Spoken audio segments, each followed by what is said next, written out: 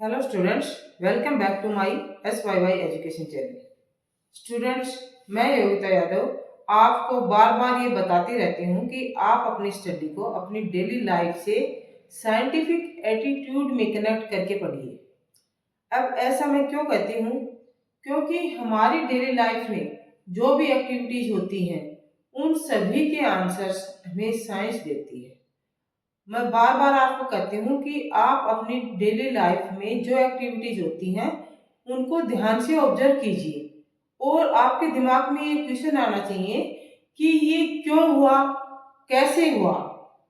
तो why and how ये answers हमें साइंस देती है, इसीलिए कहा जाता है कि स्टडी को साइंटिफिक एटीट्यूड से कीजिए। आप जब आप साइंटिफिक एटीट्यूड से करते हैं, हर एक्टिविटी का जवाब जानते हैं कि how and why this happen, तब आपकी मेमोरी शार्प बनती है। एक लॉन्ग टर्म मेमोरी होती है आपकी, आप लंबे समय तक उसको याद रखते हैं।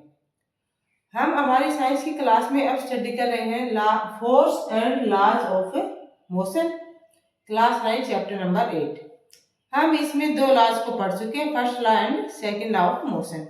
और मैंने आपको ये कहा था कि इन दोनों लॉज को आप अपनी लाइफ में कहाँ कहाँ अप्लाई करते हैं, कहाँ कहाँ ये आपके लिए एप्लीकेबल है, कहाँ यूजफुल है, वो आप अपनी डेली की एक्टिविटीज को ऑब्जर्व करके जानिए। और आपने अवश्य ही इस पर फोकस किया होगा और दोनों लॉज को अच्छे से समझा होगा कि वो आपकी लाइफ में कहाँ कहाँ पर यूज आ रहे हैं। आज हम स्टडी करेंगे थर्ड लॉ ऑफ मोशन।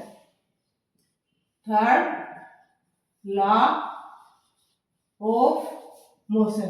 अब थर्ड लॉ ऑफ मोशन की क्यों आवश्यकता पड़ी, न्यूटन ने ये हमें किस लिए दिया। अब फिर से हम अपनी डेली लाइफ की ओर चलते हैं। आप अपनी डेली लाइफ में देखिए, एग्जाम्पल लेते हैं कि हम रोज चलते हैं, वो दौड़ते हैं, वॉक करते हैं। तो जब हम चलते हैं तो हम फोर्स कहाँ अप्लाई करते हैं, इस पर फोकस कीजिए। हम चल रहे हैं, आगे की ओर एक्सेलरेट हो रहे हैं, तो क्या हम फोर्स आगे की ओर लगा रहे हैं? नहीं, हम अपने पैर से फोर्स ग्राउंड पे लगा रहे हैं, बैकवर्ड डायरेक्शन में पीछे की ओर फोर्स लगाते हैं। और ग्राउंड हमारे पैर पे फॉरवर्ड डायरेक्शन में फोर्स लगाता है। जितना फोर्स हम ग्राउंड पे लगाते हैं उतना ही फोर्स ग्राउंड हमारे पैर पे आगे की ओर लगाता है, इसलिए हमारा मोशन आगे की ओर एक्सेलरेट होता है, आगे की ओर चलते हैं। जब आप दौड़ते हो तो आप ज्यादा फोर्स लगाते हो, फास्ट चलते हो तो दौड़ने से कम लगाते हो, जब हम धीरे धीरे चलते हैं तो कम फोर्स लगाते हैं। जितना फोर्स हम ग्राउंड पे अप्लाई करेंगे, ग्राउंड हमारे ऊपर उतना ही फोर्स लगाएगा और हमारा मोशन उतना ही एक्सेलरेट होगा। सेकंड एग्जांपल, हम किसी चीज को हिट करते हैं, सपोज अब जोर से हम दीवार पे मारते हैं या मुक्का मारते हैं किसी भी ऑब्जेक्ट पे। मैंने यहाँ टेबल पर जोर से मारा, अब मेरे हाथ पर चोट लगती है, हर्ट होता है। क्यों? क्योंकि जितना फोर्स मैंने टेबल पर अप्लाई किया है उतना ही फोर्स टेबल ने मेरे हाथ पर अप्लाई किया है, इसलिए हमें चोट लगती है। जब फुटबॉल का मैच होता है तो फुटबॉल को किक करने के लिए प्लेयर्स एक दूसरे से फुटबॉल को अपने अपोजिट डायरेक्शन में उसको गोल करने के लिए कोशिश करते रहते हैं। तो इस कोशिश में कई बार होता है प्लेयर्स आपस में टकरा जाते हैं, कोलाइड हो जाते हैं।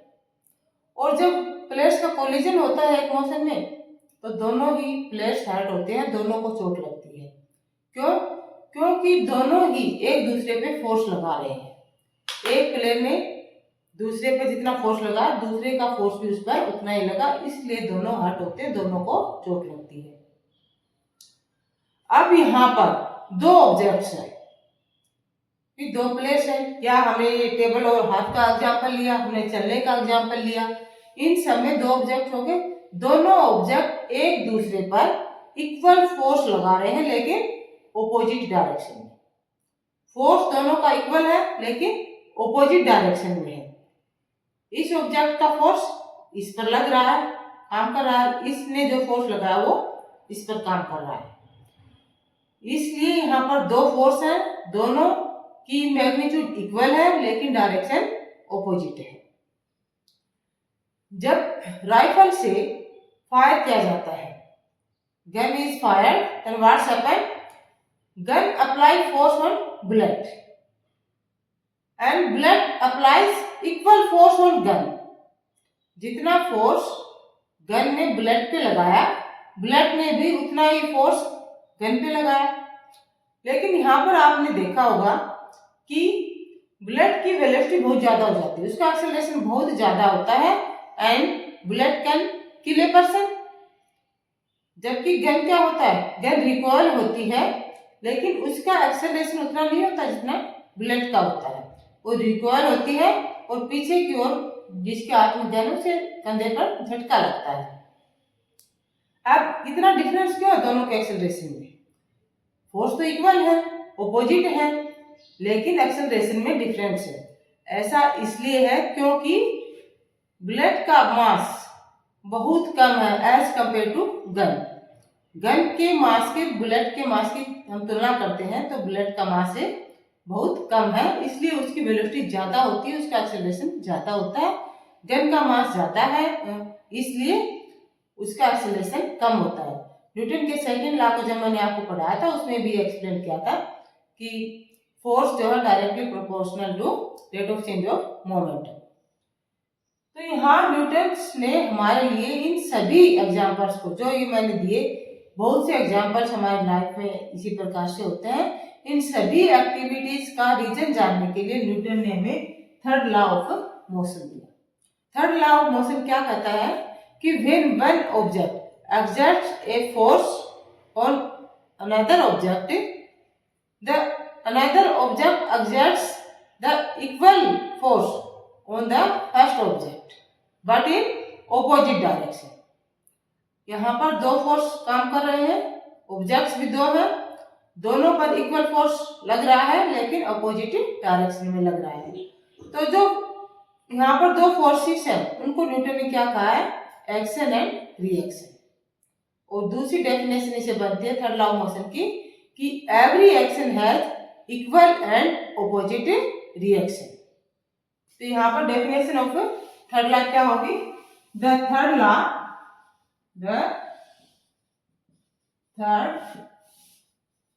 Law of motion states that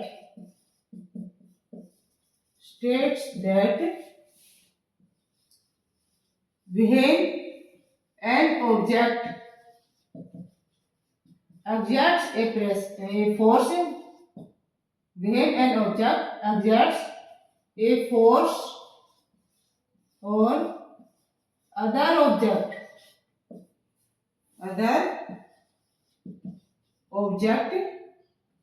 then second object exerts a force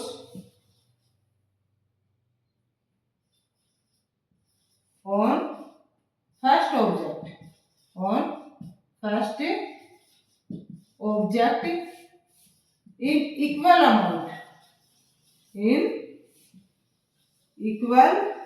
amount but in opposite direction,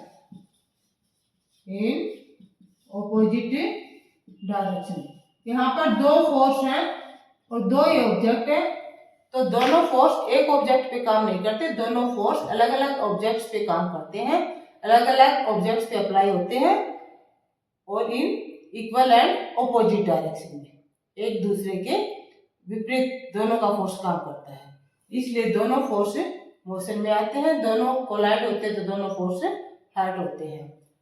Newton ने इन दोनों फोर्सेस को नाम दिया है एक्शन एंड रिएक्शन, इसलिए दूसरी डेफिनेशन क्या होगी कि एवरी एक्शन हैज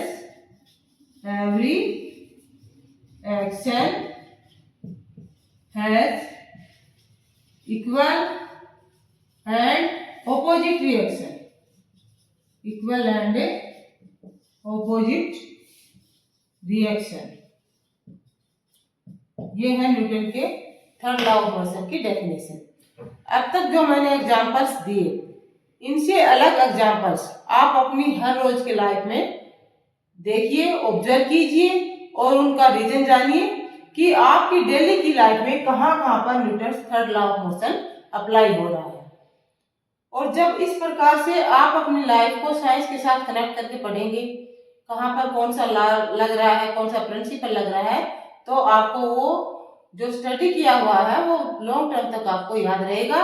और आपसे पूरी उम्मीद है कि आप अपनी लाइफ को एक साइंस के साथ कनेक्ट करके पढ़ेंगे, एक साइंटिफिक एटीट्यूड के साथ स्टडी करेंगे, तो आपकी स्टडी बहुत बेहतर होगी। आप वीडियो को ज़्यादा से ज़्यादा शेयर कीजिए, लाइक कीजिए, और नेक्स्ट क्लास देखने के लिए आप मेरे चैनल को अधिक से अधिक संख्या में सब्सक्राइब कीजिए। हमारी साइंस की क्लास कंटिन्यू रहेगी। इससे नेक्स्ट जो टॉपिक है वो कल की क्लास में कंटिन्यू रहेगा। देखते रहिए SYY एजुकेशन चैनल।